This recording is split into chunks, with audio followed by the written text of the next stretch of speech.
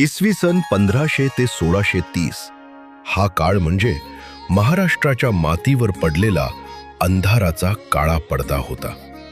परकीय सत्तांच्या जुलमी राजवटीखाली मंदिरांचे कळस कोसळत होते. धर्माची ओळख पुसली जात होती. साधू संतांचे अश्रू मूकपणे जमिनीवर झरत होते. शेतकऱ्यांचे रक्त कराच्या ओझ्याखाली सांडत होते. गावोगावी आग, भीती आणि हाहाकार पसरला होता. स्त्रियांची अब्रू लुकली जात होती. लेकरांचे भविष्य गुलामीत ढकलले जात होते.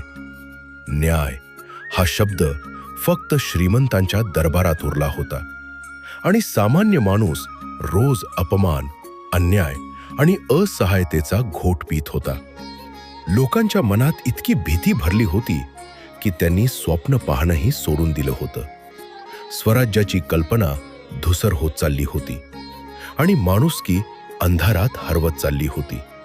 पण अशा काळ्या कुट्ट रात्रीत जिथे आशेचा एकही तारा आकाशात दिसत नव्हता, तिथे शिवनेरीच्या कड्यावर एक तेजस्वी पहाट जन्माला आली.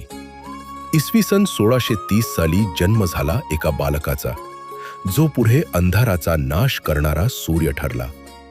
तो बालक म्हणजेच छत्रपती शिवाजी महाराज, ज्यांच्या जन्मानं केवळ एका राजाचा नव्हे तर दबलेल्या जनतेच्या स्वाभिमानाचा, धर्माच्या रक्षणाचा आणि स्वराज्याच्या अमर स्वप्नाचा नव्यानं उदय झाला. राज म्हणजे शिवबा.